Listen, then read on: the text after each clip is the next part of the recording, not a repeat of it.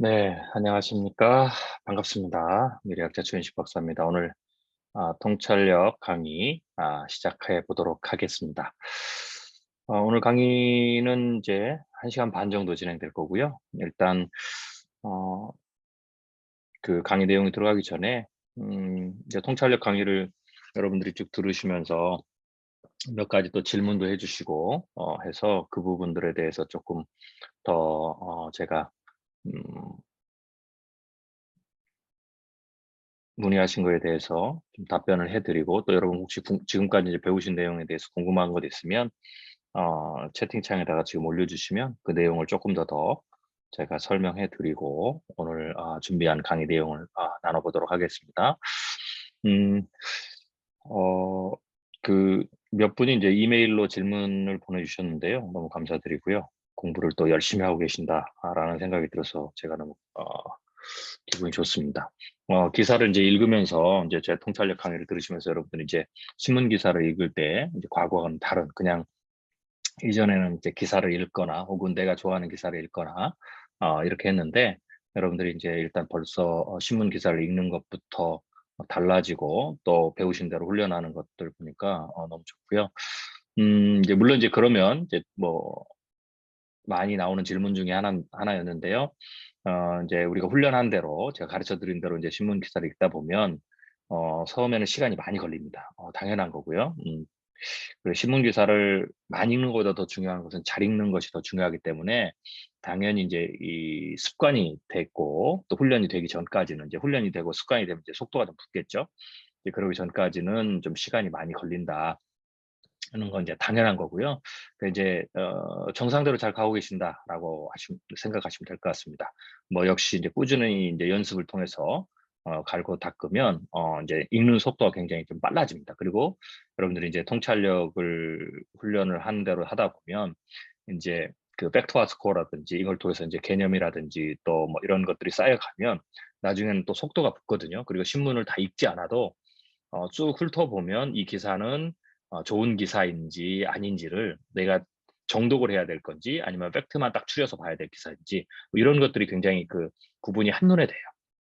그러면 그때부터는 이 신문을 읽는 속도가 굉장히 빠르게 향상된다라고 보시면 될 것 같습니다. 그래서 꾸준하게 연습을 해주시면 좋을 것 같고요. 물론 제가 이제 강의 때도 말씀드렸지만 연습하실 때에는 음, 옆에 제가 가르쳐 드린 내용, 또 메모한 내용들을 여러분들이 잘 놓고 이렇게 체크해 가시면서 읽으시면 될 것 같습니다.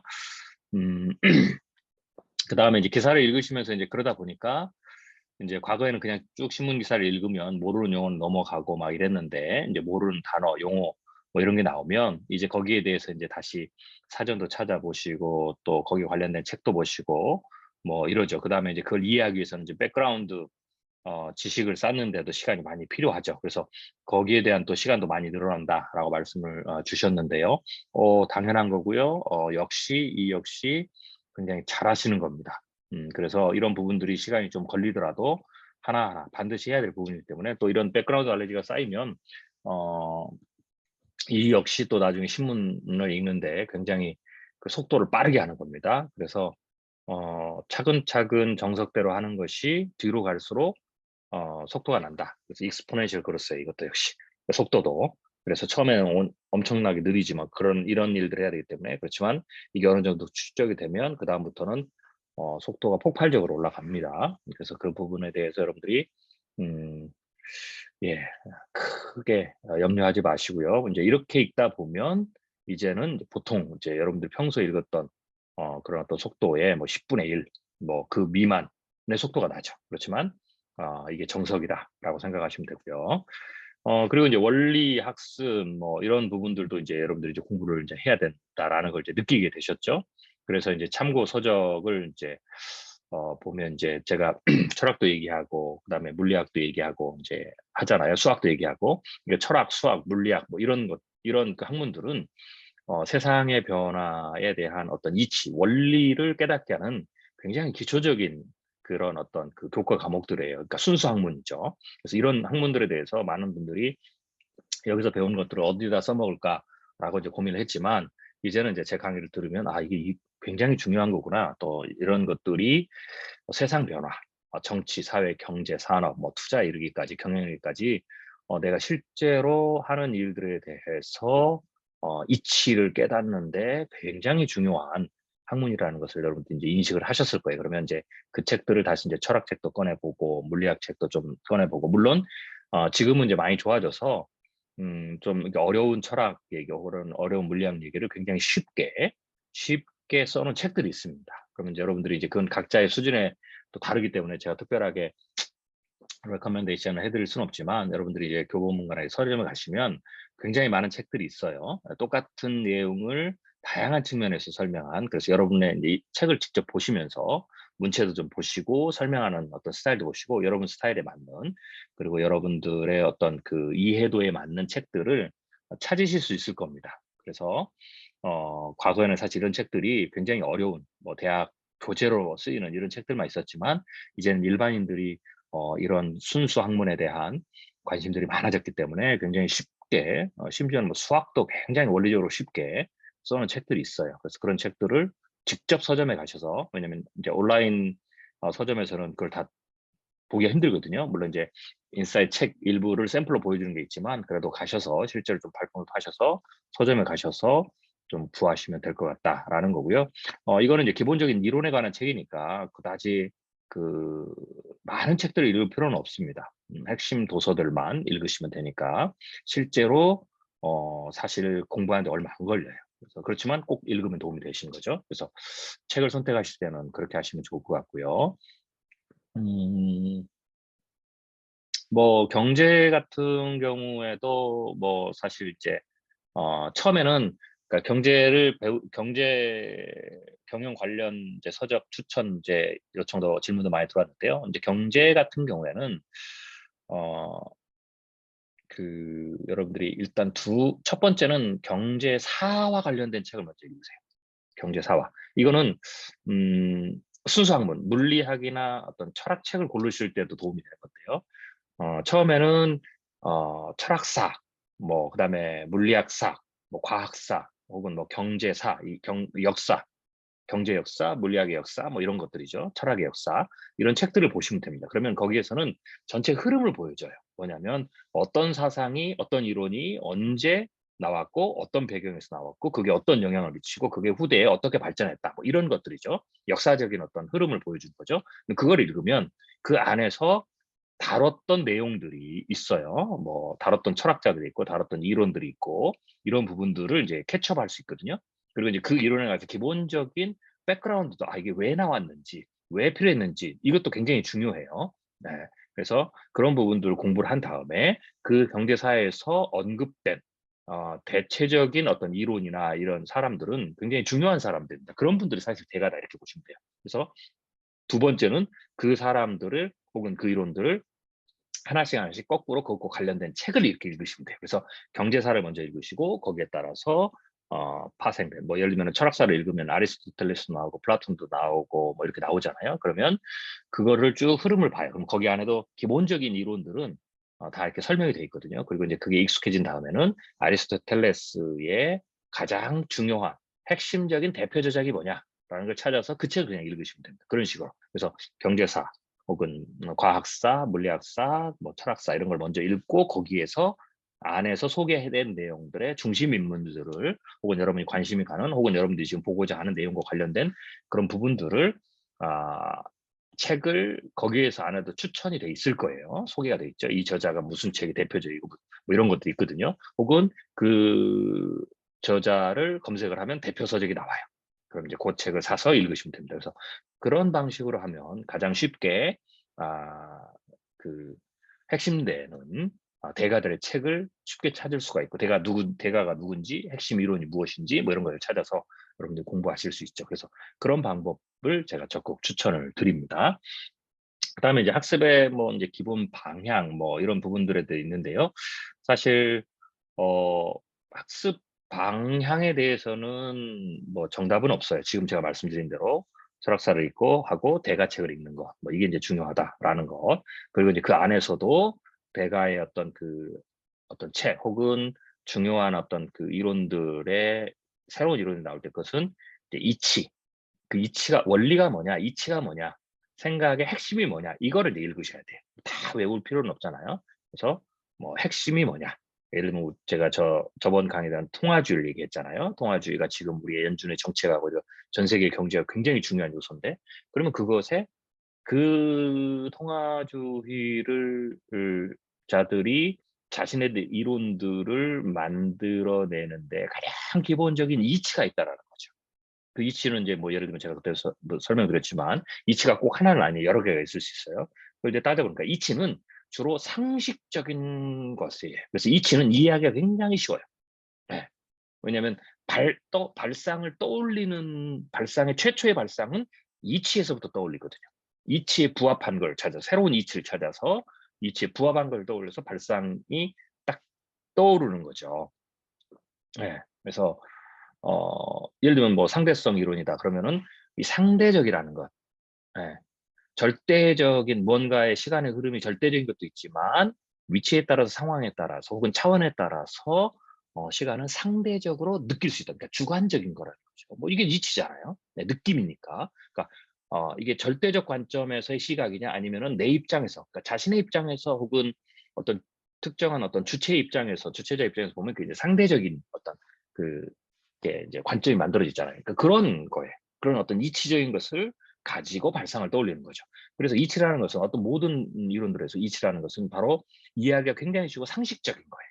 그래서 여러분들이 이제 그걸 찾아야 되죠. 그래서 통화주의는 통화의 안정은 곧 경제 안정을 만들어내고 통화를 안정적으로 하려면 통화에 대해서 통화량을 어떤 그 조절하는 데 있어서 굉장히 조금 그 불확실성을 높여서 하지 말고 불확실성을 낮춰서 일정하게 시장이 예측 가능하게 통화량을 조절하면서 나가는 게 좋고 또 경제라는 것은 돈이 좀 늘어나면 물 인플레이션도 제로나 디플레이션보다는 약간 뭐 연준이 얘기하는 목표 어 그 물가 목표제처럼 뭐 2% 약간의 조금 골디락스한 수준의 어떤 그 인플레이션이 있어야 경제가 이렇게 분위기가 좋아지죠. 그런 것처럼 통화량도 약간 필요보다 약간 좀 더 높은 수준으로 가는 것이 경제가 긍정적이다. 뭐 이런 게 이제 기본적인 상식이잖아요. 이건 이해하기 굉장히 쉽거든요. 그거를 여러 사례를 가지고 혹은 상황을 가지고 혹은 경제 주체들을 가지고 시스템 안에서 정교하게 설명하는 게 이제 이론이 되는 거죠. 그래서 이론을 들어가면 어려워요. 그렇지만 그 이론은 역시 이치적인 측면, 이치는 상식과 같은 거기 때문에 누구나 쉽게 이해할 수가 있죠. 왜? 자연스러운 거니까 쉽게 이해가 돼요. 자연스러운 거니까. 당연한 거 아니야, 그게? 라는 거. 그게 말이 맞네?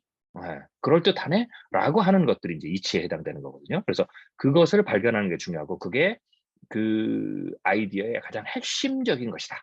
라고 보시면 돼요. 그래서 그런 부분들을 계속 그 질문하면서 어떤 이치에서 이런 얘기를 하는가. 뭐 이런 것들을 이제, 어, 저자를 직접 만날 수 없으니까 책을 가지고 책을 읽어가면서 그 질문을 계속 던지면서 찾으면 그 핵심 이치를 찾을 수가 있죠.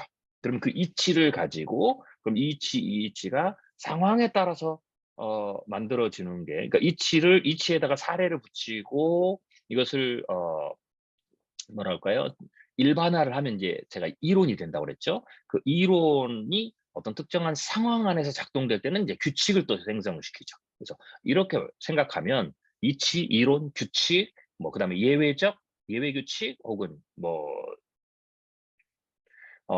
그다음에 이론의 뭐 한계 뭐 이런 것들을 여러분들이 이제 다시 정리를 하실 수가 있어요. 그래서 그런 순서대로 정리해 가시면 사실 그 뭐 어떤 특정 철학자의 대가의 말이나 혹은 어떤 이론 경제적 이론들 이런 것들을 정리하는데 그다지 어렵지 않습니다. 여러분들이 세상을 이해하는 데는 그 정도면 충분해요. 그리고 그것만 가지고도 얼마든지 쉽게 세상 이해를 할 수가 있는 거죠. 그래서 그런 형식으로 책을 읽어 가시면 되고 그런 부분들을 포커스를 맞춰서 하시면 됩니다.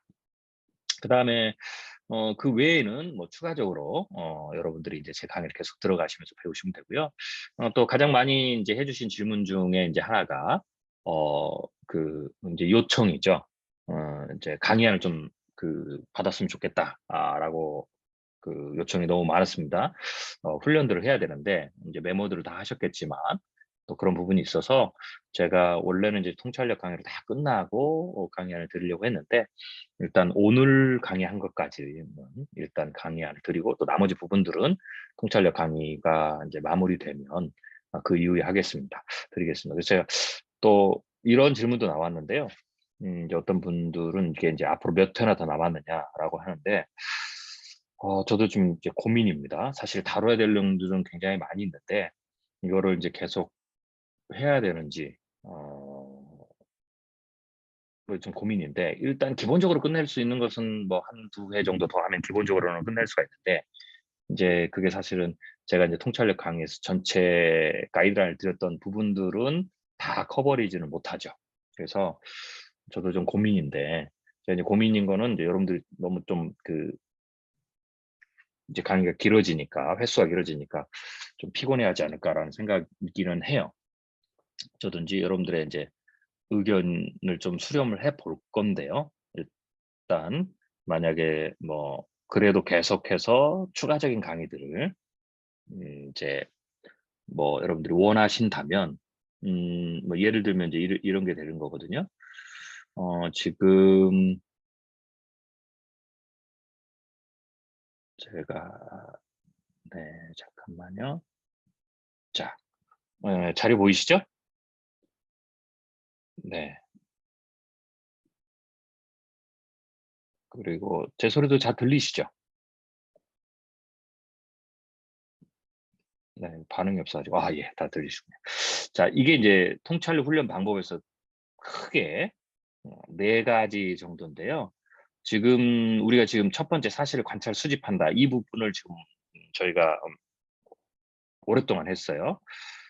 그리고 지금 이제 생각, 사실 정리 축적한다. 제 지금 계획은 여기까지 하고 앞으로 한 2회 정도 2달 정도 더 하면 인제 이번 달 빼고요. 요 '이번까지는 가능할 것이다.'라고 생각이 돼요. 근데 인제 3-4번 가면 더 시간이 많이 필요하겠죠. 그래서 여기서 통찰력 강의를 제가 마무리할까 좀 고민 중입니다. 음 만약에 인제 여러분들 요청이 있으면 뭐 계속 이어서 하든지 제가 쪼끔 한 1-2달 정도 쉬었다가 3 번, 4 번 그러니까 사실 제가 앞으로 한 2번 정도 더 해도 절반 사실은 절반이 아니야. 한 1 정도라고 보시면 돼요. 왜냐면 이 뒷부분이 3 번, 4 번이 훨씬 더 많기 때문에. 그래서 한 3분의 전체 통찰력 훈련의 한 1 정도 가 되지 않을까 생각이 돼요. 앞으로 한 2달 정도 더 해도. 그래서 그 이후에 더 계속할지 안 할지는 여러분들의 의견을 좀 제가 수렴한 다음에 좀 생각해 보도록 하겠습니다. 네. 혹시 인제 이메일을 통해서 여러분들이 인제 질문해 주신 내용들을 제가 몇 가지 좀 추려서 공통적인 질문들을 추려서 답변을 드렸는데요. 추가로 혹시 또 궁금한 점 있으면 질문 있으면 지금 질문하셔도 됩니다.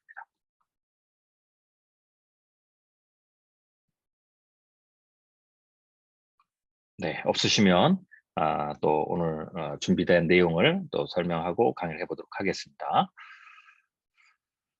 음 자 그 제가 이제 미래학을 가르칠 때 이렇게 많은 분들이 이제 미래학 그러면 미래예측 그러면 사실 뭐 그냥 상상력만 가지고 하는 것 아니냐. 뭐 여기서 조금 더 가면 뭐 자기 마음대로 생각하는 것 아니냐 미래에 대해서. 절대 그렇지 않습니다. 미래를 예측할 때에도 지금까지 제가 통찰력의 강의를 들어보시면 알겠지만 굉장히 정밀하게 하잖아요. 철저하게 팩트와 스코어를 기반으로 미래에 대한 예측, 논리적이고 확률적 예측을 해요. 그래서 객관성, 엄밀성, 진지한 사유를 무시하면 미래학은 지적 사기가 될 가능성이 굉장히 높은 영역이에요, 미래에는. 그래서 상상력을 펼치더라도 팩트, 논리성, 확률적 가능성을 기초해야 합니다. 뭐 이렇다고 해서 뭐 객관성, 엄밀성, 진지한 사유, 뭐 팩트와 논리성, 확률적 가능성을 기초한다 라고 해도 미래는 굉장히 많이 열려 있는 영역이고 또 현재와 전혀 다른 영역으로 가기 때문에 이러 이러한 토대를 가지고 미래에 대한 예측을 하고 시나리오를 해도 결과론적으로 보면 사람들이 틀렸다. 예측한 것과 다르게 간다. 다른 미래가 펼쳐졌다라고 평가받을 수가 있어요. 왜냐하면 객관성, 엄밀성, 진지한 사유라는 것은 내가 미래를 예측할 때 사용했던 데이터를 다루는 측면에서 혹은 그런 측면에서 의 접근 방법이죠. 그렇지만 어 뭐 저도 마찬가지고 여러분은 이제 좀 더 아시겠죠. 혹은 뭐 국가 단위도 마찬가지예요.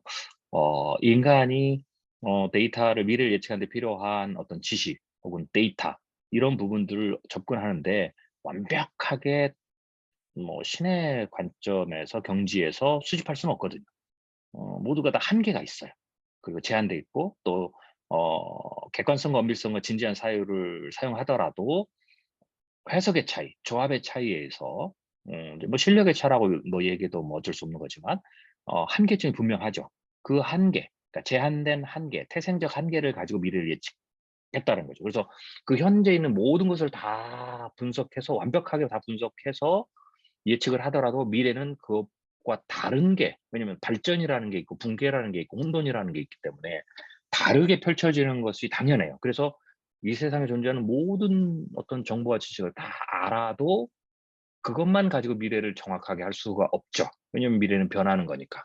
그럼 그럼에도 불구하고 그보다 더 작은 더 제한된 수준의 정보나 지식을 가지고 있기 때문에 당연히 그 한계 내에서 예측한 미래의 모습이 100%다 맞아떨어질 수는 없죠.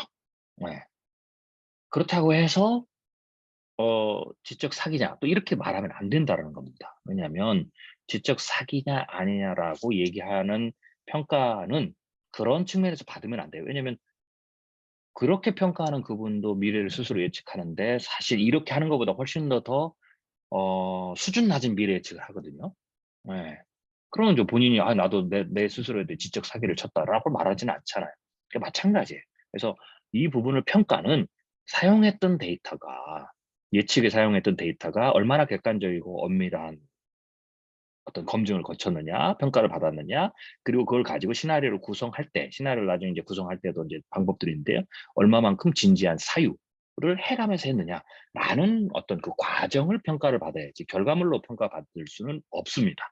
왜냐면 아무도 어떤 누구도 미래를 100%의 확률로 예측할 수 없기 때문에, 통찰할 수 없기 때문에 라는 거죠. 그래서 여러분도 결과를 가지고 여러분이 스스로 미래를 통찰하고 예측할 때 결과를 가지고 여러분의 역량을 평가하지 마시고 내가 그러한 통찰력을 발휘했을 때 그 과정이 사용했던 데이터와 그것을 처리하는 과정이 얼마나 객관성을 가졌느냐, 객관성을 갖도록 노력했느냐. 뭐 객관성이라는 말 자체도 사실 상대적인 거기 때문에요. 절대적 객관성은 인간은 그 어느 누구도 절대적 객관성을 가질 수가 없어요. 당연히 절대적 엄밀성도 그 어느 누구도 가질 수가 없죠. 네. 물론 진지한 사유는 개인에 따라서 주관적인 측면이니까 할 수가 있지만 그렇기 때문에 그것이 절대적이 아니더라도 어쩌든지 객관성을 뚫으려고 노력하고 엄밀성을 유지하려고 노력하는 어떤 그러한 태도로 내가 통찰의 과정들을 진행했느냐라는 것이 가장 중요한 거고요. 그리고 실력의 향상은 그 과정에다 포커스를 둬야 돼요. 결과를 맞췄느냐 안 맞췄느냐에다가 여러분의 실력을 통찰력의 실력을 평가하면 안 됩니다. 네, 그거는 사실 평가의 대상이 될 수가 없습니다. 그리고 그렇기 때문에 미래 예측은 결과로 평가받는 게 아니고 통찰에서 내놓은 미래의 다양한 가능성 혹은 시나리오를 얘기하죠. 이게 듣는 사람, 일단 본인, 통찰력을 발휘한 본인, 그리고 이 통찰력을 다른 사람에게 나눠 주었을 때 듣는 사람이 그 통찰의 내용이 혹은 미래 예측의 내용이 얼마나 의미가 있느냐입니다. 얼마나 잘 맞췄느냐가 아니라 얼마나 의미가 있느냐 없느냐가 평가에 굉장히 중요한 거예요. 즉 의미가 있다라는 것은 내가 미래를 준비하는 데 있어서 혹은 현상을 파악하는 데 있어서 도움이 됐느냐 안 됐느냐. 내가 보지 못한 부분도 그 일어날 가능성이 낮지만 보지 못하는 부분도 생각을 하게 해서 내 생각이 확장돼서 더 나은 의사결정을 하는 데에 굉장히 도움이 됐느냐 안 됐느냐라는 것이 포커스입니다. 그래서 그런 측면에서 여러분들도 통찰력의 어떤 목적 혹은 평가의 방법 혹은 통찰력 향상의 어떤 측정 뭐 이런 부분들을 그런 틀에서 여러분들이 생각하시면 좋을 것 같다라고 생각이 됩니다.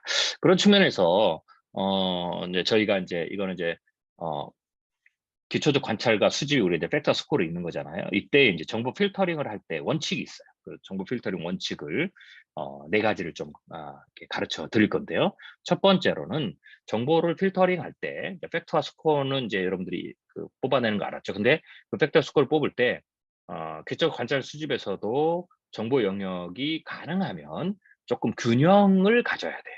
균형을 가져야 된다. 그래서 정보 필터의 원칙은 첫 번째가 그래서 카테고리화예요. 정보 영역을 균형 있게 좀 그 분류해서 너무 한쪽으로 예를 들면 기술만 막 기술 영역만 어떤 분은 팩터 스코어를 체크하시고 거기에만 굉장히 많은 어떤 그 지식을 축적하시는 경우가 있어요, 정보가. 그러면 안 되죠. 뭐 경제도 마찬가지. 예를 들면 어 만약에 여러분들이 경영자다라고 하면 일단은 기본적으로 기술에 대한 관심이 많겠죠. 그렇지만 그 기술이 경영에 영향을 미치고 제품과 서비스를 만들고 혹은 회사의 매출과 순이익을 만들어가는 그 과정의 전 과정에서는 사회적인 영향도 받고요. 소셜. 그다음에 경제 영향 당연히 받는 거죠. 그다음에 환경의 영향도 받죠. 네. 그리고 법과 정치 제도의 영향도 받고요. 혹은 소비자의 입장에서 보면 고객의 어떤 영성, 심리 영향도 다 받는다라는 거죠. 그래서 어 경영자 입장에서 뭔가 세상의 변화를 혹은 내가 생각하는 것과 관련된 어떤 통찰력을 발휘하기 위해서는 기술이나 혹은 뭐 경제 뭐 이렇게 한쪽으로 편중되면 안 돼요. 편중될수록 통찰력은 떨어지는 거예요. 그러니까 통찰력은 정보의 수집, 팩터 스코어의 수집을 해야 되는데 팩터 스코어의 수집을 각 카테고리별로 균형 있게 하는 데서 통찰력이 높아져요. 예. 그러니까 이것 자체가 카테고리화를 해서 정보를 균형 있게 분류하는 것 자체 혹은 균형 있게 이제 분류보다 이제 담는 거죠. 그런 것 자체가 통찰력의 기술이에요. 관찰의 기술이죠. 네. 제가 통찰력 기술 아주 고급 기술도 얘기하지만 굉장히 쉬운 기술도 가르쳐 드리잖아요. 그 쉬운 기술 중에 하나가 여러분 과거에 제가 이전 강의에 말씀드렸죠. 기록하는 것도 통찰력의 기술이다 그랬어요. 그러니까 기록 자체가 기술이에요. 메모 자체가 기술이죠. 마찬가지로 팩터와 스코어를 뽑는 것 자체가 통찰력이 높아지는 것처럼 기록하는 것 그것을 기록해 놓는 것 자체가 통찰력을 높이는 방법인 것처럼 비법인 것처럼 역시 팩터와 스코어를 카테고리를 내가 나름대로 균형 있는 카테고리를 만들어서 그 안에 차곡차곡 균형 있게 채우는 거.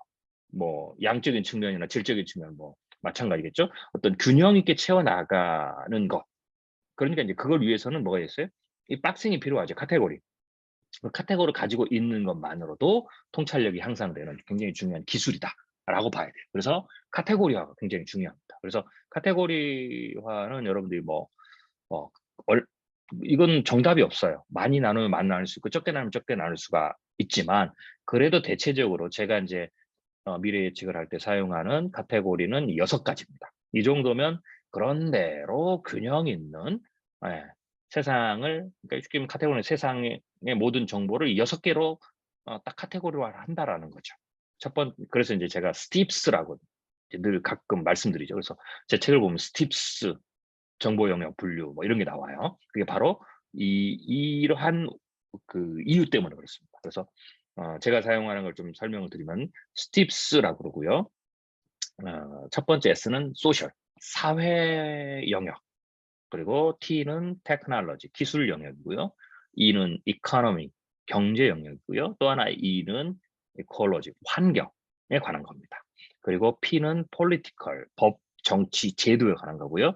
S는 사람들의 어떤 심리 혹은 영성 뭐 이런 것과 관련된 부분들이죠. 종교와 관련된 부분들. 그래서 이렇게 저는 6개 정도의 카테고리를 가지고 늘 옆에다 두고 그러니까 메모를 하지만 이제 팩터 스코어를 뽑죠. 그다음에 기록을 하죠. 그 기록이 이 기록한 것을 이 카테고리에서 다시 정리한다. 그리고 카테고리 정리하다 보면 '아 내가 지금 기술 영역의 팩터 스코어는 굉장히 많이 모았는데 사회 영역은 상대적으로 적었네.' 이게 눈에 보여요, 물리적으로. 그러면 그 부분을 쪼끔 더 의도적으로 관심을 가지고 더 팩터 스코어를 수집하는 거죠. 그러다 보니까 '환경 영역이 너무 적네?' 뭐 이렇게 되는 거예요. 이렇게 볼 수 있는 거죠. 그래서 균형 있게 균형 있게 정보를 스택할 수 있는 그런 어떤 틀입니다. 그래서 이 카테고리를 가지는 것 자체가 통찰력을 향상시키는 굉장히 중요한 기술이다.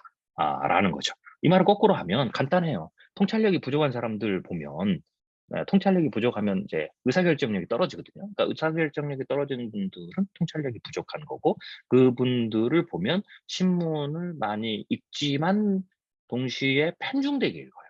그리고 아는 것, 뭐 팩트와 스코어를 하고 그러니까 신호, 그러니까 팩트와 스코어하고 소음하고 그다음에 의견도 좋은 의견, 잘못 이게 막 뒤죽박죽 다 섞여 있죠. 모두가 다 뒤죽박죽인 거예요. 그러니까 많이 있지만 뒤죽박죽돼 있는 거죠. 당연히 이 수집된 팩터 스코어도 한쪽에 편중돼 있어요. 뭐 기술만 많이 편중돼 있다든지 혹은 경제만 많이 편중돼 있다든지 뭐 이렇게 되는 거죠. 그러니까 이 통찰력은 이 종합적인 어떤 틀에서 이 통찰력이 구현이 되거든요. 그러니까 종합적으로 볼수록, 크게 볼수록, 넓게 볼수록, 깊이도 있지만 이렇게 볼수록 통찰력이 향상되는데, 어떻게 보면 이제 구멍이 숭숭 뚫린 거죠. 그러니까 당연히 통찰력이 떨어질 수밖에 없는 거죠. 그래서 이런 부분들이 통찰력이 떨어지는, 통찰력이 좀 부족한 사람들에게 전형적으로 나타나는 현상. 그래서 그런 분들을 보면 이 카테고리 자체가 없어요. 카테고리 자체가. 그러면 이제 그런 분들은 카테고리를 만드는 것만으로도 통찰력 향상에 굉장히 좋은 어떤 지름길로 들어서게 된 거죠. 그래서 여러분들도 카테고리를 만드시면 좋을 것 같고요. 제가 이제 기본적으로 추천해 드리는 것은 이 6가지 카테고리고요. 여러분들 이 6가지를 좀 많다 그러면 뭐 좀 줄여도 되고요. 왜냐면 S끼리 묶어도 돼요. 사회, 영성, 심리 뭐 이렇게 묶어도 되고 아무튼 그러면은 이제 5가지를 줄일 수가 있겠죠. 제가 보기에는 이 5가지 정도가 사실은 가장 최소화단위가 아닐까. 네, 그래서 미래학에서는 스팁 카테고리만 써요. 제가 배울 때. 근데 제가 이제 사회에서 이거를 사회는 개인의 그러니까 그 전체적인 영역이고, 그다음에 스피리추얼리티는 좀 더 개인화되면서 동시에 조금 사회는 어떤 생물학적이고 어떤 사회의 어떤 그 물리적인 측면을 다뤘고, 스피리추얼은 좀 더 영적인 부분, 심리적인 부분을 제가 또 쪼갰거든요. 왜냐면 그게 더 중요하고, 또 이제 저는 예측할 때 저희 여러분 아시겠지만 저희 이제 예측 시나리오의 가장 중요한 것은 이제 인간의 어떤 선택을 많이 보거든요. 그래서 비중도가 굉장히 높기 때문에 그 비중도가 높기 때문에 제가 오히려 좀 2개로 좀 더 쪼개서 사용하는 겁니다. 그래서 여러분들이 이걸 그대로 사용하셔도 되고 S를 묶어서 그냥 스티브로 사용하셔도 되고, 아니면 더 크게 쪼갠다라고 하시면 이걸 또 좀 더 몇 가지로 더 쪼개서 10개로 만들거나 뭐 이렇게 하셔도 상관없습니다. 그래서 이거는 정답이 없으니까 여러분 그렇게 하시고, 아마 최소한은 스팁이라는 카테고리 5개 정도는 아마 최소한으로 가져야만이 카테고리화를 한 효과가 나요. 카테고리도 너무 적으면 카테고리화 효과가 안 나거든요. 그래서 그렇게 생각하시면 될 것 같고요. 두 번째로는 이 정보가, 그러니까 카테고리화는 이렇게 수평적이라고 보시면 돼요.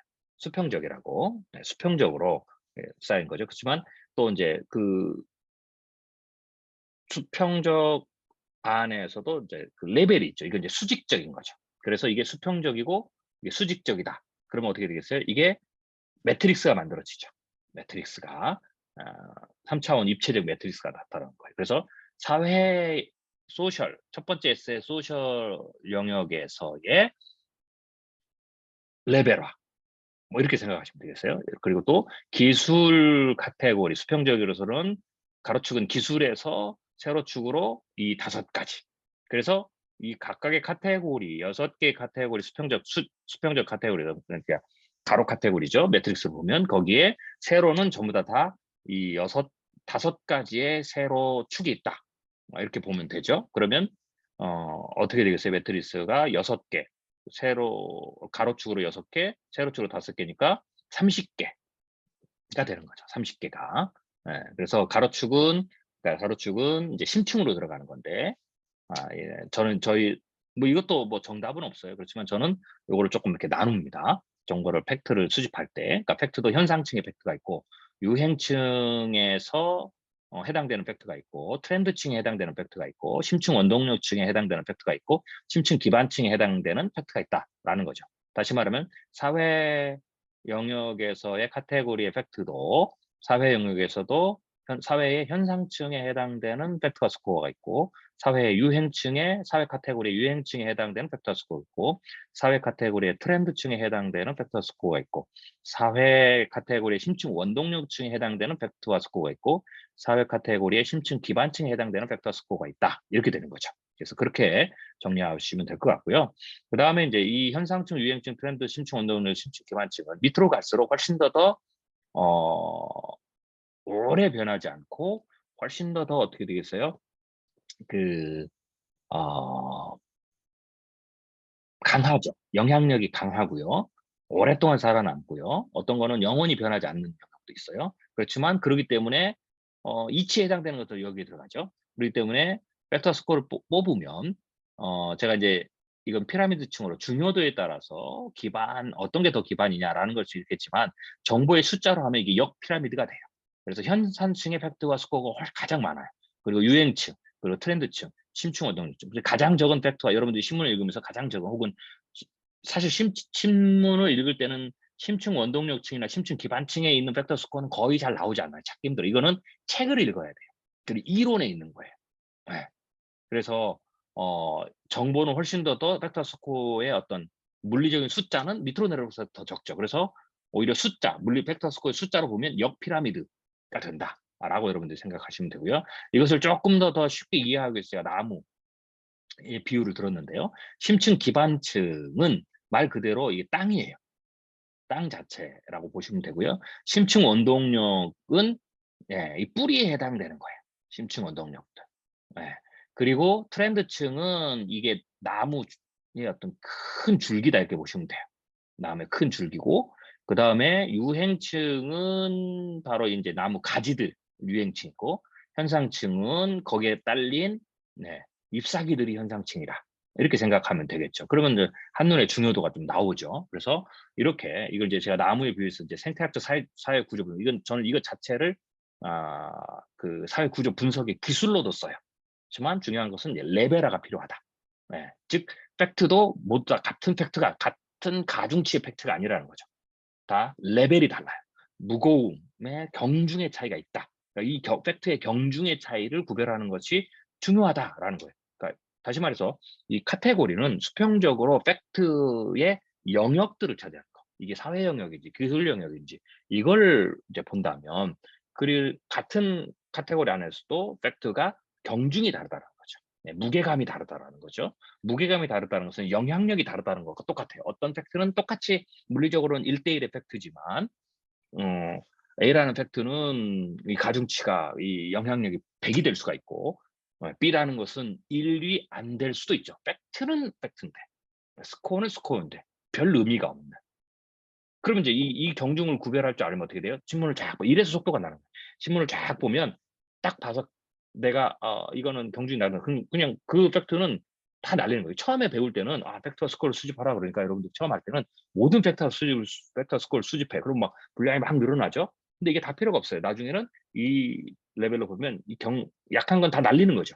그러다 보면 팩터 스코어를 수집하는 데 있어서의 어떤 아 속도도 늘어나죠. 보통은 이제 유행, 트렌드층, 신문에서는 유행과 트렌드층에 있는 팩터 스코어를 주로 많이 봐요.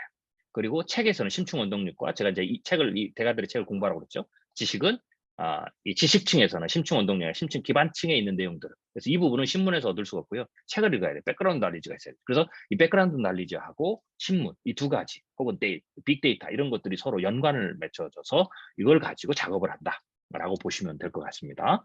네, 그리고 이제 두 번째가 레벨화. 이게 수식적 레벨화죠. 그다음에 세 번째는 이제 이것도 굉장히 중요한데 이제 논리적 일관성이에요. 정보를 수집할 때는 팩터 스코어를 수집할 때는 논리적 일관성이 굉장히 중요하다라는 거죠. 이 논리적 일관성이라는 것은 사실 이것도 정답이 없지만 중요한 것은 이 논리적 일관성도 다 상대적이에요. 내 나름대로의 일관성이 있어야 돼요. 예를 들면 이런 거예요. A라는 팩트를 내가 수집했는데 이게 사회에 들어가야 되는 건지 경제에 들어가는 건지 이제 애매할 때가 있어요. 뭐 아무 쪽에 넣어도 상관이 없다. 이쪽에도 넣을 수 있고 저쪽에 넣을 수 있다라는 거죠. 그럼 이제 이런 질문들이 굉장히 많아요. 이게 이제 경계선에 있는 벡터 스코어들이에요. 영역의 경계선에. 이걸 어떻게 처리해야 됩니까? 라는 질문을 제가 또 많이 받는데요. 이거 간단해요. 이거 어렵잖아요. 이건 어떤 분은 뭐 A에 넣어야 된다. 어떤 분은 뭐 사회에 넣어야 된다. 어떤 분은 뭐 경제에 넣는다. 하지만 뭐 학자들은 싸울 수 있겠죠. 예. 막 디테일하게 디베이트하면서. 근데 그건 사실 별로 의미가 없고요. 우리들은 그냥 여러분은 개인적으로 논리적 일관성만 있으면 돼요. 이런 류의 팩트는 나는 과거에 다 전부 다 사회에 넣었다. 그럼 사회에다 넣으면 돼요. 이게 논리적 일관성이에요. 그리고 남들이 모르면 "난 이런 이유에서 넣었다."라고 설명할 수 있으면 돼요. 근데 뭐 상대방은 나는 그건 경제에 넣었는데." 오케이 상관없어요. 그분도 역시 경제에다가 그런 류의 팩트는 경제에다 계속 넣으면 돼요. 그리고 나는 이런 이유 넣었다. 그럼 서로 어그리가 되는 거예요. 뭐 상관없어요. 이게 중요해요. 이게 논리적 일관성. 근데 비슷한 류의 팩트인데 어제는 이걸 사회에 넣었다가 오늘은 뭐 경제에 넣었다가 이런 식으로 하면 안 된다는 거죠. 그러면 이제 정보가 이게 이제 어떻게 되겠어요? 네. 이거는 뭐 엄밀성, 뭐 객관성 이런 게 떨어지는 거죠. 그래서 중요한 건 논리적 일관성이다라는 거죠. 이 논리적 일관성은 또 측정하는 데도 굉장히 중요해요. 자, 여러분 이렇게 생각해 보세요. 여러분들이 이제 우리는 센티미터 자를 쓰죠. 1cm, 2cm 뭐 이게 규격이 있어요. 그런데 그 1cm, 2cm, 3cm가 정말 1cm, 2cm, 3cm입니까? 라고 질문을 해볼 수 있죠.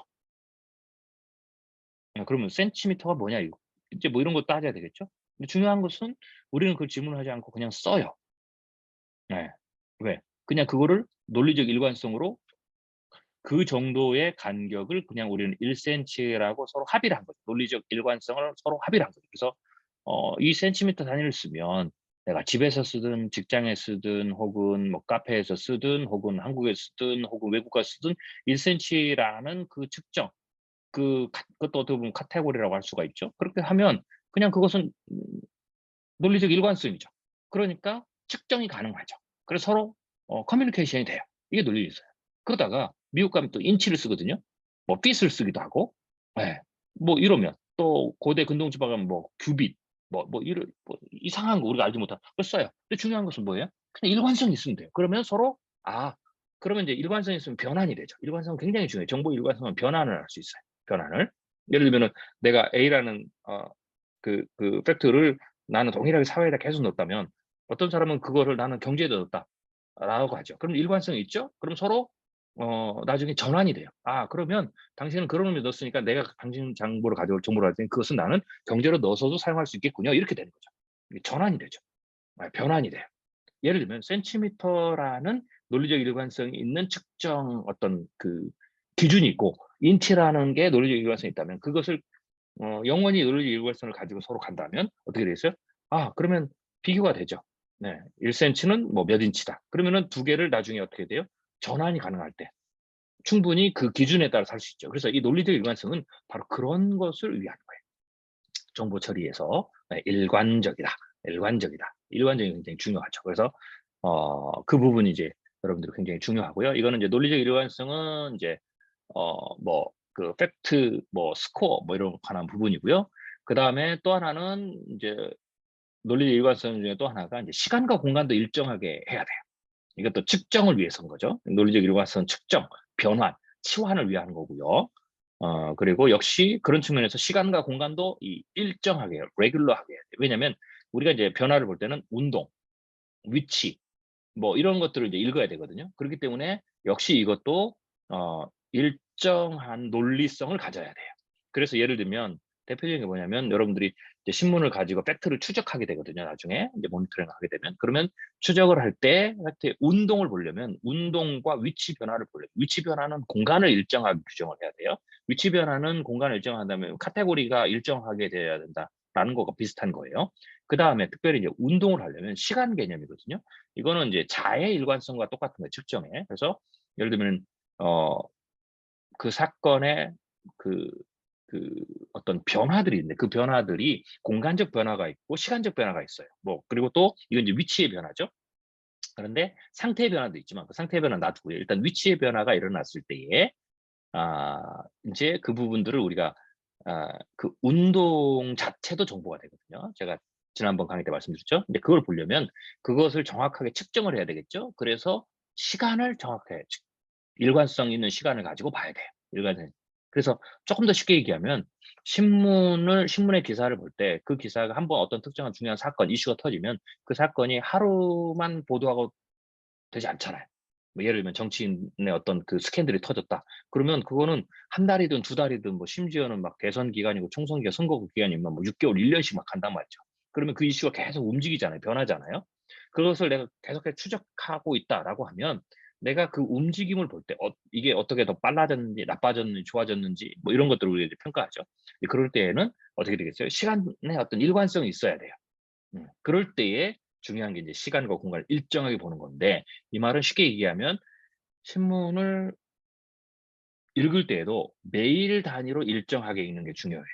그러면 신문을 매일 읽는다라는 것은 그 매일 예를 일주일 동안 계속 그 이슈가 나오잖아요. 근데 이거를 어떤 날은 월요일 날 신문 있고 그다음에 한참 쉬었다가 토요일 날 있고 그다음에 또 일요일 날 있고 또 한참 쉬었다가 수요일 날 있고 이렇게 되면 이슈의 상태적 특징 자체는 뭐 그때그때 보면 변화가 있겠죠. 그렇지만 이게 움직임이 어땠는지 점점 더 빨라졌는지 느려졌는지 이 이슈가 점점 더 빠르게 확대되고 있는지 빠르게 축소되고 있는지 아니면 계속 유지되고 이런 부분들을 내가 봐야 될 때 평가해야 될 때가 있거든요. 이럴 때는 이제 불규칙하죠.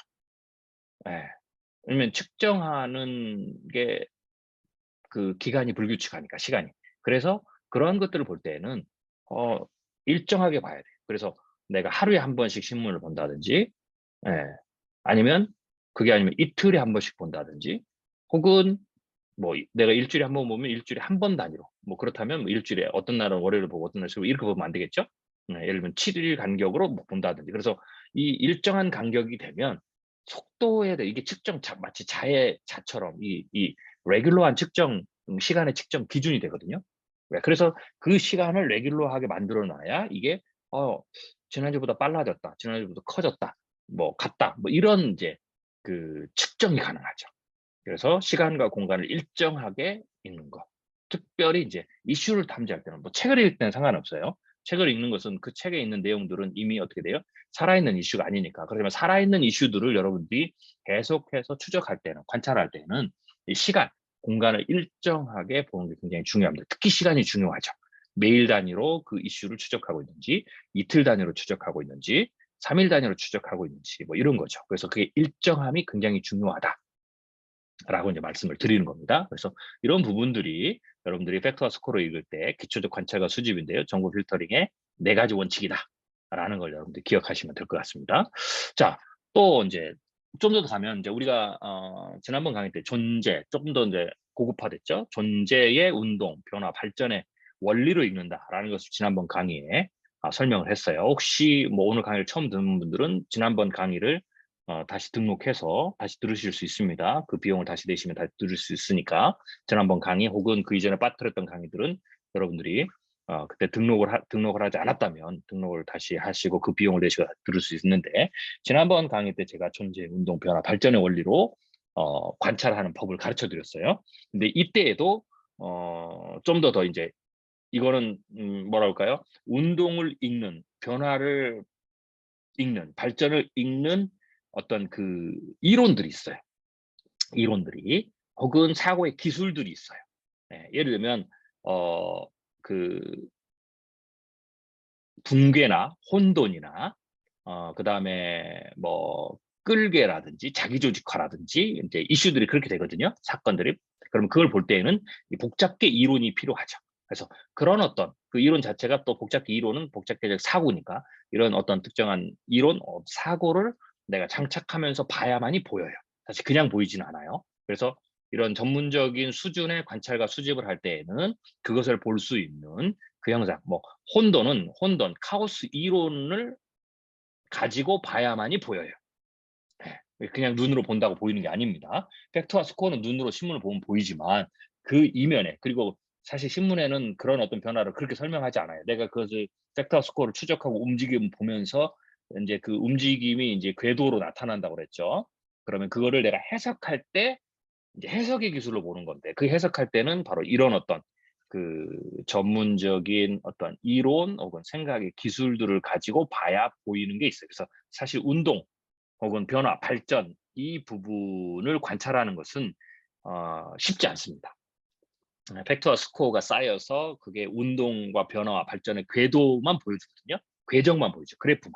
움직임이 S자로 움직이느냐, 일자로 움직이느냐, 뭐 우상향하는 움직임이냐, 뭐 혹은 이게 확대되는 거냐, 아니면 축소되는 거냐, 이렇게 분리되는 거냐, 혹은 쪼개지는 거냐, 뭐 K자로 나눠지는 거냐, 이슈가 막 이슈의 흐름들이 막 이런 게 이제 그 궤적만 보이거든요. 그럼 이거를 해석을 해야 돼요. 이 해석을 할 때는 바로 이런 어떤 사고의 기술 혹은 어떤 이론들, 그 이론, 뭐 시스템 이론이라든지 복잡계 이론이라든지 혹은 이것을 추정할 때 추론적 사고를 쓴다든지 뭐 이런 게 필요하죠. 이제 그런 어떤 역량을 가지고 봐야만이 보이는 거죠.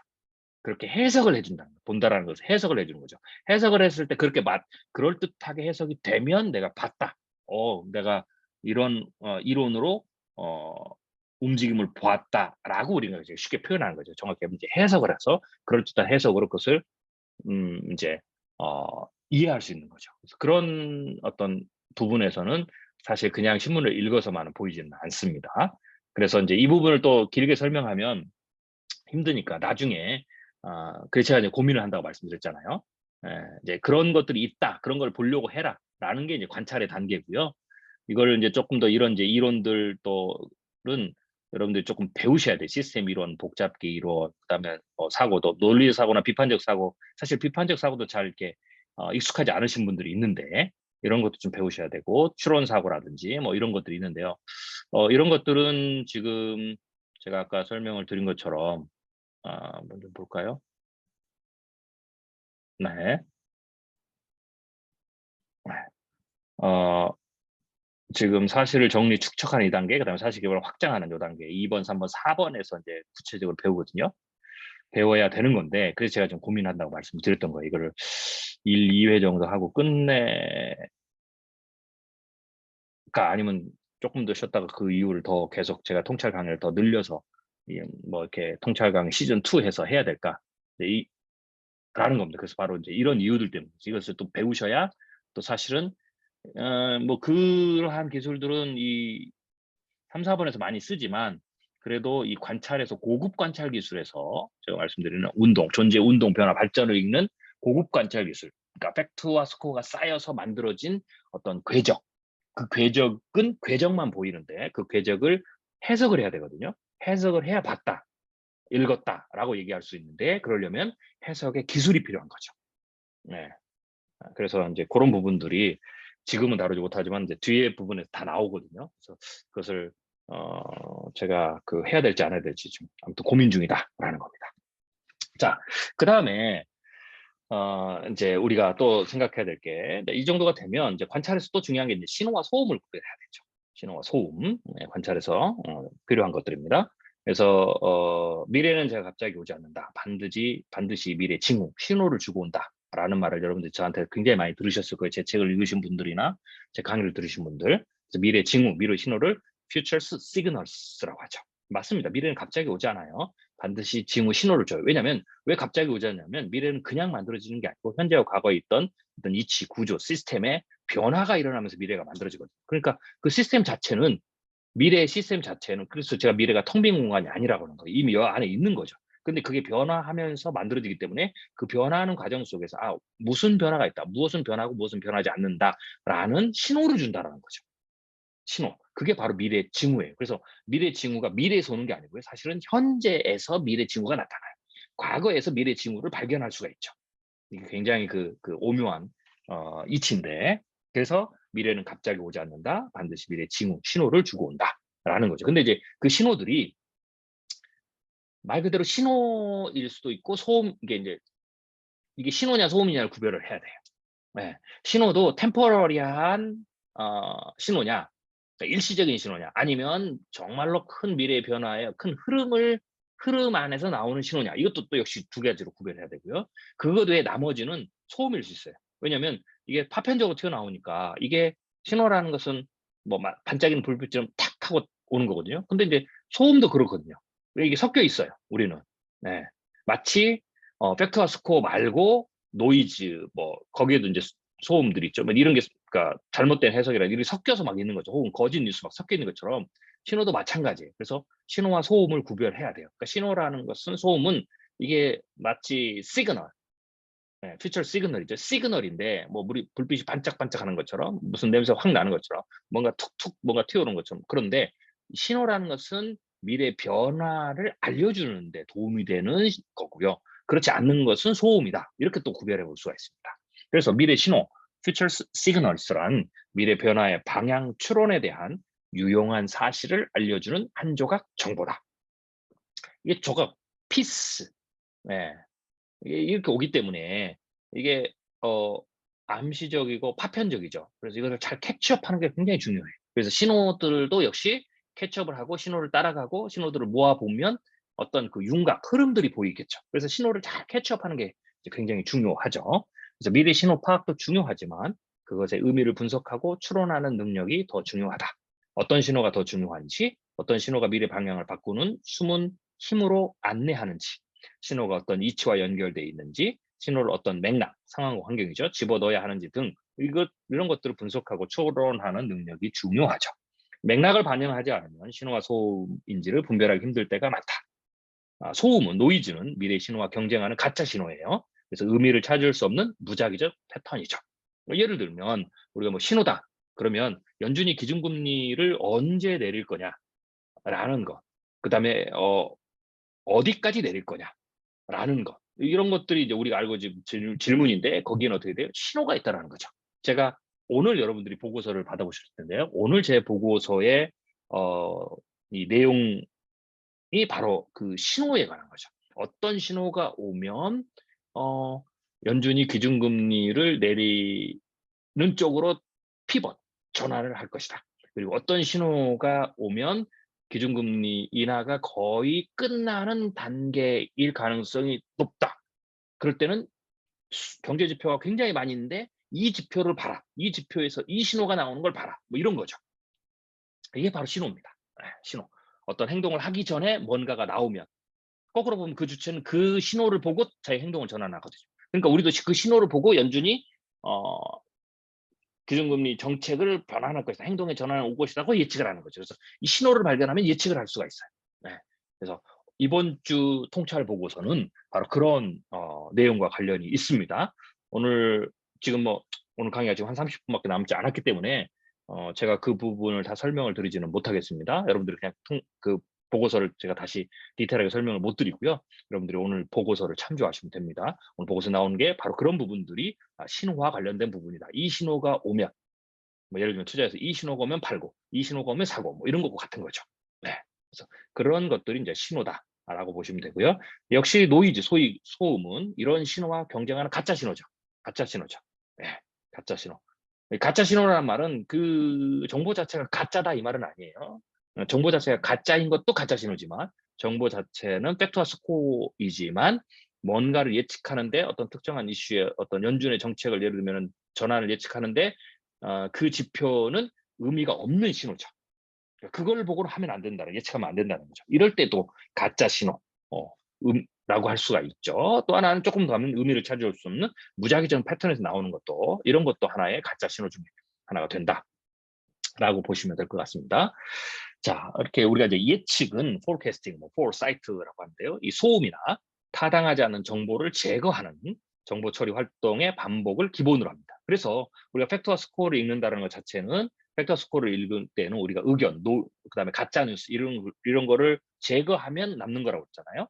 역시 이 신호라는 거, 미래 신호라는 것도 역시 소음이나 혹은 타당하지 않는 정보, 신호들을 제거하고 남는 게 신호, 의미 있는 신호가 되겠죠. 그래서 사실 이건 이제 모니터링은 주로 신호를 찾을 때 많이 해요. 그러니까 어떤 중요한 이슈의 변화, 운동을 모니터링하고, 네. 당연히 그 모니터링도 팩트와 스코어를 가지고 모니터링하는 거죠. 그리고 또 하나는 미래의 변화의 어떤 특정한 신호를 찾기 위해서 모니터링을 하죠. 그 신호도 역시 팩트와 스코어가 신호예요. 팩트와 스코어로 봐야 되겠죠. 그래서 모니터링은 사실 이 이슈의 운동, 그리고 미래의 신호, 내가 생각하는 미래 변화의 어떤 그 신호를 찾는 것, 이 두 가지가 사실은 모니터링의 핵심이다. 라고 보는 거고요. 이제 이 모니터링 자체를 제가 이제 관찰이라고 하는 거죠. 네. 자, 그래서 사실 정보, 지식을 이용해서 세상 변화에 대해서 의미 있는 예측을 찾아가는 과정이다. 인간이 하든 인공지능이 하든 예측 원리는 같아요. 제가 이제 오늘 좀 다뤄보려고 하는데 오늘 다 못 들으면 이제 다음 주. 참고로 말씀드리면 그 제가 처음 강원 나갈 때는 오늘과 내일 하려고 했는데요. 이번 달에는 그렇게 하지 않고 이번 달에도 역시 이 통찰 강의는 오늘 그리고 다음 주 토요일 똑같은 시간에 두 번 이렇게 나눠서 하겠습니다. 그렇게 이제 여러분들이 혼돈 없으시길 바라겠고요. 뭐 오늘 다 못하면 이제 다음 주에도 또 내요. 인공지능, 그래서 이제 인공지능이 예측할 수 있다라는 부분들은 제가 이제 어디까지 지금 현재로서 현재 인공지능은 어디까지 예측을 할 수가 있고 미래는 어디까지 가능한지를 제가 또 설명을 드릴 건데요. 왜냐면 인공지능은 향후에 여러분들이 모니터링하고 예측하는 굉장히 중요한 도구예요. 근데 이제 여러분 지금까지 들으시면 알겠지만 통찰력은 훈련이 가능하다고 그랬죠. 그리고 객관성과 엄밀성, 그다음에 생각의 기술들을 사용하는 거죠. 생각의 기술들은 이제 정보 처리의 기술이거든요. 정보를 어떻게 조합하느냐라는 기술인데 이 기술을 기반으로 통찰력이 이루어지기 때문에 훈련할 수 있기 때문에 어떤 기술들을 어떻게 돼요? 자동화를 시킬 수 있는 거죠. 그래서 인공지능이 예측이 가능한 거예요. 예측하는데 예측의 도구를 쓸 수 있는 거죠. 예, 기술이. 왜냐면 그게 매뉴얼화가 가능하기 때문에. 그래서 어쩌든지 간에 인간이 하든 인공지능이 하든 예측의 원리는 같아요. 원리는 같아요. 인공지능도 자기 마음대로 예측하는 게 아니에요. 우리가 뭐 알고리즘에서 막 인간의 사고와 전혀 다른 것들을 한다고 하지만 심지어는 강화학습 그 자체도 인간의 사고 기술하고 같아요. 예. 인간이 그 사고 기술을 굉장히 비효율적으로 쓰기 때문에 안 써서 그렇죠. 인공지능 컴퓨팅 파워 기술이 있기 때문에 이것이 의미한 유의미한 사고 기술로 사용할 수 있는 거예요. 그러니까 사실 그 차이만 있지 인공지능의 알고리즘이 작동하는 현존하는, 그리고 저는 앞으로도 등장하는 모든 인공지능 알고리즘이 새로운 알고리즘이 등장해도 그건 전부 다 인간의 사고, 뇌의 작용, 뇌에서 일어나는 인간의 사고 기능을 절대로 벗어날 수 없다. 라고 생각을 해요. 네. 자, 그래서 어쩌든지 간에 인공지능도 소음이나 타당하지 않은 정보를 자료로 사용하면 불필요하거나 오류 정보를 출력하죠. 똑같은 거예요. 그래서 인공지능도 역시 만능이 아니라 인공지능도 굉장히 중요한 게 팩터 스코어를 뽑는 거예요. 자료를 계속해서 좋은 자료를 선별하는 거죠. 여기도 역시 노이즈가 들어가면 인공지능도 어떻게 돼요? 멍청한 데이터와 도구를 사용하면 결과가 좋지 않죠. 우리가 이제 그 봤던 게 예전에 마이크로소프트사가 인공지능을 했는데 얘가 어떻게 돼? 편협한 정보가 막 인종차별적인 정보가 막 들어가니까 얘가 인종차별적인 인공지능이 돼버렸잖아요. 마찬가지예요. 이게 좋은 정보가 들어가야 되는데 팩터 스코어가 들어가는데 소음, 타당하지 않는 정보, 뭐 이런 불필요한 정보 혹은 잘못된 정보, 가짜 정보, 오류 정보가 막 들어가면 어떻게 되겠어요? 출력도 똑같아요. 인간의 통찰력도 인간의 뇌를 통해서 나오는 통찰력을 하면 이게 쓰레기 같은 통찰력이 나오는 거고 인공지능도 똑같이 쓰레기 같은 결과가 나오는 거죠. 그래서 결국은 정보의 이 객관성과 엄밀성, 그것을 처리하는 사유의 진지한 사유, 이게 중요할 수밖에 없어요. 인공지능도 마찬가지고 사람도 마찬가지고. 그래서 인공지능이나 인간이나 통찰력의 원리는 똑같다. 다시 말씀드리지만 객관성, 엄밀성, 진지한 사유를 무시하면 미래학은 지적 사유가 되는 거죠. 그래서 상상력을 펼치더라도 이걸 기반으로 팩트, 논리성, 확률적 가능성을 기초로 하는 거죠. 인공지능도 마찬가지다 라고 여러분들이 보시면 될 것 같아요. 자, 아직 인공지능 알고리즘은 창의성과 상상력이 필요한 작업에는 서툴입니다. 왜냐하면 이게 인공지능 팩터 스코어를 수집하고 정리하고 카테고리화하고 이것을 가지고 기본적인 틀에서 논리적으로 조합하고 뭐 이런 건 가능한데 인간의 생각의 기술은 논리적인 기술 혹은 비판적 사고 기술 뭐 있는 게 아니라 시스템적이고 복잡계적이고 또 여러 가지 추론적이고 굉장히 많이 있거든요. 그러니까 요런 부분을 인간이 창의성, 상상력이라고 하는데, 그러니까 정보 조합의 새로운 어떤 영역들이죠. 그렇지만 인공지능이 여기까지 지금 알고리즘이 나오지 않았던 거죠. 그래서 창의적 창의성과 상상력이 필요한 작업에서는 여전히 좀 서툴죠. 물론 지금은 이제 창의성, 뭐 예술 분야에서 그림을 그리는 인공지능, 음악을 만드는 인공지능이 나오는데 그것도 엄밀히 따져보면 사실은 기존에 있는 것들을 학습해서 데이터를 학습해서 그것을 조합하는 과정 속에서 의미가 있는, 그런 사람 눈에 의미가 있어 보이는 그럴듯하게 보이는 결과물들을 그냥 뽑아낸 거예요. 그럴듯하게. 그리고 더 정확히 하면 인간이 거기에 해석을 부여해서 의미성을 부여해서 예술이라고 취급해 주고 하는 거죠. 근데 그걸 빼버리면 또 예술이 아니다라는 논쟁이 이제 그 영역에서 나오는 거죠. 어쩌든지 간에 결국 인공지능 알고리즘도 똑같은 방식이다라고 보시면 되고요. 자, 당분간 상대적으로 단순하게 잘 이해되는 법칙에 따른 예측만이 이제 인공지능은 유용하죠. 그렇지만 미래에는 계속적으로 이것을 발전을 한다. 이렇게 여러분 보시면 되고요. 그래서 앞으로 통찰력에 있어서 경영자나 투자자에 있어서는 인공지능을 활용하는 게 굉장히 중요합니다. 그래서 여러분들이 제가 인공지능에 누누이 좀 관심을 가지시라. 여러분들 인공지능 알고리즘 개발자가 될 필요는 없고 인공지능 알고리즘을 짤 필요는 없지만 인공지능의 뭐 어떤 특정한 영역에서 뭐 상용화된, 정용화된 그런 인공지능이 있다면 여러분들 그것을 잘 활용하는, 여러분들이 스마트폰을 설계하는 사람, 뭐 앱을 설계하는 사람은 아니지만 스마트폰을 잘 활용하고 그리고 앱을 잘 활용하는 것만으로도 생산성의 퍼포먼스가 달라지죠. 똑같은 거예요. 인공지능 알고리즘을 여러분 개발하고 그 인공지능 알고리즘을 통해서 뭔가 프로그램을 짜지는 않지만 인공지능 알고리즘을 해서 나오는 그런 서비스들을 잘 눈여겨보고 있다가 그것을 잘 여러분의 목적에 맞게끔 통찰력의 목적에 맞게끔 잘 사용하는 능력이 굉장히 앞으로 중요해진다. 안 그러면 여러분 혼자 계속해서 어떻게 돼요? 매뉴얼로 신문을 보고 다 해야 되는 거니까. 네. 그 한계성을 뛰어넘게 해 주는 거죠. 뛰어넘게 해 주는 거죠. 자, 어쩌든지 자료가 불충분하고 소음과 신호 구별이 모호하고 맥락 이해가 부족한 영역에서는 인공지능도 역시 효과는 떨어진다라고 여러분들이 생각하시면 될 것 같아요. 자, 그다음에 자, 제가 이런 질문을 굉장히 많이 받습니다. 박사님께서는 신문 기사를 통해서만 정보를 모으시는지 궁금합니다. 특히 뭐 미국 주식시장 등 시장의 심리와 같은 반응도 뉴스를 통해서 파악하시는 거죠. 자, 그러면 시장의 방향성은 장 종료 후에 뉴스를 통해 알게 되기 때문에 너무 늦게 알게 되는 건 아닌 것 되는 것 같아서요. 이제 이 질문이죠. 그러니까 신문을 통해서 우리가 지금까지는 쭉 이제 지금까지는 신문을 통해서 어떤 시장의 변화, 운동, 뭐 제가 우리말로 하면 이걸 이제 우리가 관찰을 했잖아요. 그런데 이게 이걸 하고 뭐 이걸 가지고 내일의 행동을 예측할 때는 상관없지만 오늘 당장 실시간 인제 이게 변화되는 거 실시간 의사결정을 내려야 되는 이 부분에 대한 질문인 것 같아요. 자, 그러면은 그걸 가지고 그러니까 시장의 방향성 어떤 거는 정보가 좀 늦게 나오기도 하죠. 그러니까 장 종료 후에 나오니까 장 중 안에 내가 의사결정을 해야 되는 데는 의미가 없어져 버렸잖아요. 네. 그럼 너무 늦게 알게 되는 것 아닌가요? 라는 질문이 바로 이런 질문이고 사실 여러분들도 마음속에 있는 질문이겠죠? 예. 그래서 이 질문에 대한 답은 인제 관찰의 고급 기술에 들어가는 거예요. 그러면 이럴 때는 어떻게 하느냐라는 거죠. 이럴 때 주로 쓰는 기술이 시나리오로 미래를 통찰해요. 시나리오로 관찰을 하는 거죠. 그러니까 즉 장중에서 일어나는 혹은 장이 끝난 이후에 나타나는 어떤 정보, 그 정보가 내가 장중에 의사결정을 하는 데 도움이 되는 정보인데 안타깝게도 얘가 장이 끝난 이후에 나온다. 혹은 그다음 주에 나올 수도 있죠. 그러면 이제 이게 인제 시간상의 괴리가 생기죠. 이럴 때는 어떻게 하냐라고 했을 때 이런 것들이 반드시 있기 때문에 이런 것들은 어떻게 돼요? 이 시나리오를 통해 통제, 그러니까 미리 생각해 보는 거죠. 추정을 하는 거예요.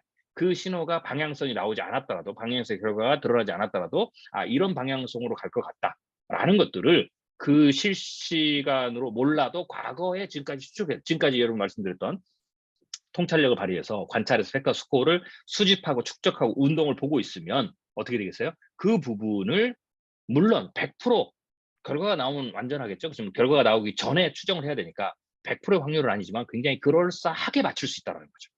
예. 이런 쉽게 해서 이런 거죠.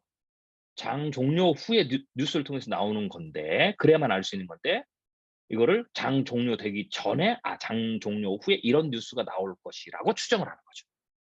그 추정을 하려면 관찰의 기술이 필요하고 또 하나는 시나리오가 필요한 거죠. 시나리오 위에서 추정을 하니까. 그래서 시나리오로 미래를 통찰한다. 혹은 시나리오로 관찰한다. 아 인제 이렇게 제가 설명하죠. 그래서 관찰의 기술에도 이게 가장 고급적인 기술이에요. 가장 고급적인 기술인데 시나리오를 가지고 관찰해요.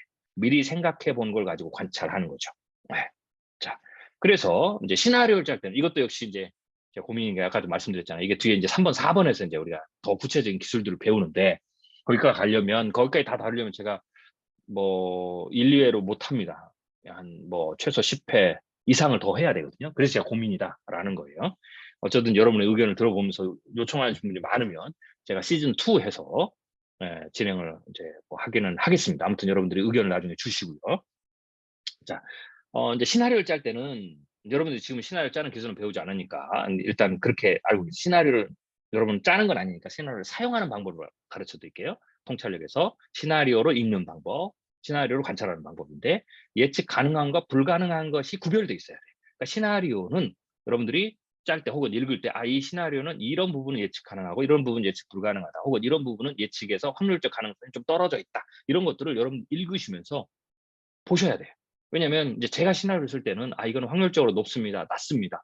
혹은 '여러 가능성 중에 하나입니다.'라고 인제 얘기를 해요. 그게 인제 예측 가능한 것, 불가능한 것, 혹은 예측의 한계선, 혹은 예측의 이제 확률적 가능성 이러는데 제가 이제 그 문구를 계속 넣는데도 불구하고 상당수의 분들이 독자들이 그걸 읽고 그것을 전부 다 어떻게 돼요? 예언처럼 받아들여요. 이러면 안 된다는 거예요. 예. 그건 여러분들이 시나리오를 접해서 사용하는 방법에서의 약간의 미스예요. '아 이거는 한계가 이 정도구나. 이 정도의 확률로 얘기하는 거구나.' 혹은 '이것은 여러 가능성 중에 하나구나.' 만약에 이런 시나리오가 좀 높다라고 했을 때 높다라고 했을 때 제가 전제를 두거든요. 이러이런 조건 하에서 계속 진행된다면 높아집니다. 그런데 많은 분들이 이러이런 전제 하에서 이게 예측의 가능성이거든요. 한계선이거든요. 이걸 싹 빼버리고 뒤에 것만 이게 가능성이 높습니다. 이것만 생각해요. 그러면 여러분들 시나리오를 잘못 사용하시는 거예요. 오류가 되는 거죠. 오류가 되는 거죠. 그러니까 이런 것과 같은 거죠. 우리가 부모가 자녀들한테 많이 얘기를 하잖아요. "네가 이런 식으로 공부하면 네 인생은 끝장난다." 그런데 우리는 어떻게 돼요? 끝장난다고 배우죠. 자녀는 우리 엄마가 나를 포기했어." 이렇게 받아들이는 거 똑같잖아요. 그럼 부모의 마음이 아니잖아요. 그 말을 했던 것은. 네. 그러니까 이렇게 시나리오를 쓰면 안 된다라는 거죠. 네. 그래서 이게 이 시나리오가 예측 가능한 범위가 어디고 한계가 무엇이고 어떤 조건 하에서 이런 게 이루어진다. 그러니까 그것까지 여러분이 다 가지고 보셔야 돼요. 그래서 예측 가능한 것, 불가능한 것, 확률적으로 어떻게 되는가 뭐 이런 것들을 구별해서 시나리오를 여러분들 읽으시고 사용하시는 게 굉장히 중요하다 라는 거죠. 그다음에 뭐 이건 이제 여담을 제가 여기 밑에 다는데 하루 단위 주식 가격은 예측 불가능해요. 그래서 이거는 시나리오를 쓰지도 않아요. 이건 시나리오 쓰는 영역도 아니에요. 이건 시나리오를 안 돼요. 예, 투자자별 정보 획득 속도와 다양한 단기 심리가 혼전하기 때문이죠. 그러니까 하루 단위 주식 가격 예측은 이제 뭐 기술적 분석 뭐 이걸 좀 쓰는데 그렇죠. 기술적 분석은 시나리오가 아니에요. 그리고 확률적 그냥 배팅이에요. 배팅, 경험에 의해서. 그래서 그것은 사실 예측도 아니에요. 예측의 영역에 들지도 않습니다. 그냥 선택의 영역에 드는 거예요. 확률적 배팅의 영역에 드는 거죠. 예. 하루 단위라도 심리적 시나리오로 초단기적 대응은 가능하죠. 그렇지만 이거는 시나리오로 보는 것과는 전혀 다른 차원이다라고 여러분들 생각하시면 되고요. 인제 전문가 시나리오 읽는다라고 했을 때는 인제 이런 거죠. 이제 제가 그림으로 이제 그려 놓은 건데요. 시나리오가 글로벌 시나리오가 있고 포커싱 시나리오가 있고 프로젝트 시나리오가 있고 이제 시나리오도 이제 어 큰 숲에서부터 나무로 이렇게 들어와요. 그리고 나서 제가 지금 밑에 잘 읽는 게 뭐냐라는 거, 그다음에 이런 것이 인제 모니터링이죠. 시나리오를 보는 거. 그다음에 그 뒤에는 시간적 범주와 지리적 범주, 시공간의 일관성, 그리고 미래 연구의 배경 지식. 이제 그 시나리오를 구성할 때는 이렇게 되죠. 그래서 이러한 것들이 통합적으로 움직이면서 시나리오를 가지고 관찰을 하는 겁니다. 그래서 이 부분은 상당히 고급 영역이고 인제 저 같은 전문가들이 작업을 할 때 이런 이제 프로세스를 설명드린 거예요. 여러분은 제가 방금 설명드린 것처럼 시나리오를 뭐 제 시나리오를 읽거나 다른 분들 시나리오 읽을 때 중요한 것, 예측 가능한 것, 불가능한 것. 그다음에 이 예측 가능한 것이라는 것은 예측의 한계선이 뭐예요? 어떤 조건에서 가능하다. 그러니까 이것까지 다 이런 조건일 때는 이렇게 된다. 이런 조건일 때는 이렇게 된다. 뭐 인제 이런 거죠. 그래서 고거를 통째로 같이 보고 상황을 그러면 이런 조건이 형성되느냐 안 되느냐가 인제 모니터링 포인트가 됐죠. 관찰의 포인트가. 되면 이런 결과. 이런 식으로. 그래서 이 조건들이 하루 장을 보니까 이 뉴스가 내가 원하는 알고자 하는 뉴스가 나오지 않더라도 그 뉴스가 내가 원하는 뉴스가 예를 들면은 오케이냐 노냐라고 했을 때 예스냐 노냐고 했을 때 예스라는 뉴스가 결과적으로 나왔지만 그 예스라는 뉴스가 나오는 것을 무슨 이러이러한 조건이 되면 이런 예스라는 뉴스가 결과가 나올 거고 이러이러한 조건이 되면 노라는 결과가 나올 거다. 이게 시나리오거든요. 그러면 예스와 노는 장 끝나고 나오지만 이러이러한 조건은 조건의 형성은 어떻게 돼요? 환경 배경은 장 중에 나오죠. 그러니까 그걸 보면 내가 뉴스가 나오기 전에 추정을 해서 의사결정을 할 수가 있죠. 네. 그게 바로 요 질문에 대한 답입니다. 이런 방식을 시나리오를 통해서 통찰한다. 시나리오를 통해서 관찰한다. 이렇게 이제 설명을 제가 드리는 거죠. 자, 그리고 이제 요 부분들은 저희들은 시나리오를 짤 때 프로세스들을 설명을 드린 겁니다. 시나리오를 짤 때 프로세스들을 설명을 드린 거죠. 자, 그럼 정리를 좀 해 보겠습니다. 우리가 지금 관찰에 대해서 우리가 쭉 인제 그 공부를 했는데요. 자, 그러면 인제 결론으로 말씀을 드리면 지금까지 배운 걸 가지고 이 관찰 습관을 만들어라는 얘기예요. 내가 신문을 읽는다, 관찰한다 그러면 이런 10 가지, 최소한 10 가지 정도의 프로세스를 생각해라. 그래서 제가 인제 정리하는 측면에서 인제 한 건데요. "관찰 습관을 만들어라."라는 거죠. 관찰 습관을 만들어라. 뭐 실례를 들면 사건이 이제 발생했죠. 그럼 여러분들이 신문을 딱 들겠죠? 뭔가 사건이 발생했다. 그럼 신문을 딱 들어요? 그러면 질문을 던져야 돼요. 무엇을 읽을 건가? 그냥 신문을 무조건 읽는 게 아니에요. 질문을 먼저 던져야 돼요. 사건이 발생했으면 그 사건의 내용을 막 읽는 것보다 무엇을 읽을 것인가, 무엇을 찾을 것인가를 염두에 둬야 돼요. 질문을 던져라. 두 번째, 연관된 사실을 찾아라. 라는 거죠. 내가 그 사건과 관련된 실제적으로 이게 팩터 스코어죠. 연관된 팩터 스코어. 이 안에 지금 사건에 리포트된 팩터 스코어 뭐냐. 그다음에 세 번째로는 이것과 반대되는 팩트가 있느냐 찾아야 되죠. 반대되는 팩트가 있느냐, 혹은 반대되는 사건이 있느냐, 혹은 반대되는 사실이 있느냐, 역사적으로. 그다음에 네 번째로는 사실 이해에 필요한 연관된 개념을 찾아라. 설명을 들렸죠. 개념. 그다음에 이제 개념을 찾아야 돼요. 그리고 다섯 번째, 과거에 비슷했던 사실, 사건 사례를 또 찾아야 되죠. 이것도 다 설명했습니다. 그리고 여섯 번째, 사실 이해에 필요한 연관된 지식을 그다음에 찾아야 돼요. 이론, 규칙, 원리 뭐 이런 것들을 찾아야 되겠죠. 그다음에 일곱 번째로는 이제 이치, 구조, 시스템을 찾아야 돼요. 다 설명했던 겁니다. 그리고 여덟 번째는 이제 운동을 관찰해야 돼요. 왜냐면 어떤 사건이 발생하면 그 사건은 종료됐더라도 그 사건의 영향력이 계속 이제 운동하면서 변하거든요. 이슈화돼 버리는 거죠. 그래서 이제 그 이슈의 사건에 시작했지만 이슈로 이제 옮겨가요. 그게 생명이 길면 그럼 그 이슈의 운동을 관찰하죠. 패턴, 사이클, 게임, 발전, 붕괴, 혼돈, 끌게, 창발, 자기 조직화 등이 막 이제 일어나거든요. 운동 과정에서 일어나는 거예요. 그럼 이런 것들을 여러분들이 지금 이게 패턴은 어떻게 되고 사이클은 어떻게 되고 지금 이게 발전은 어떻게 되고 뭐 이런 것들을 여러분들이 이제 눈여겨보는 거죠. 그걸 관찰하라. 그리고 아홉 번째, 신호와 소음을 구별하라.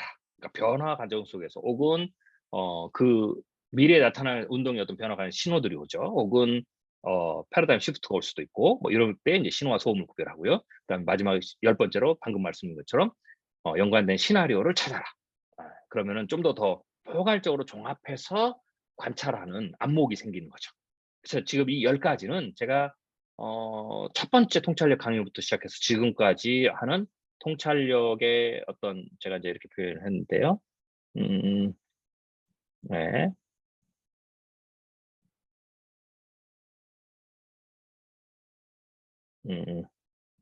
통찰의 기술의 고급 기술 첫 번째 단계에 사실을 수집한다. 관찰과 관련해서 전체적으로 제가 좀 설명드린 요 부분을 하나의 습관화로 만들어서 하라. 라고 해서 최종적으로 정리를 해 드린 겁니다. 그래서 여러분들이 요 부분을 잘 기억하셔서 이제 신문을 본다 혹은 뉴스의 사건을 봤다. 그러면은 이 10가지를 물론 다 할 필요는 없지만 이 10가지를 기억하면서 다 해 보려고 노력을 해야 돼요. 그러면 그 사건 혹은 그게 사건이 이제 이슈화될 때 그 이슈에 대해서 여러분들의 통찰력이 굉장히 뛰어납니다. 그래서 해석을 잘할 수 있죠. 네. 전문가 뺨칠 정도 혹은 특정한 부분의 전문가보다 훨씬 더 포괄적인 안목을 가지고 그 이슈를 설명하고 해석하고 할 수 있어요. 꿰뚫어 볼 수 있죠. 그러면은 당연히 어떻게 돼? 그 이슈와 관련해서 내가 무슨 의사결정을 내려야 될 때 이 10가지를 찾아본 것만으로도 의사결정력이 확실하게 탁월하게 높아집니다.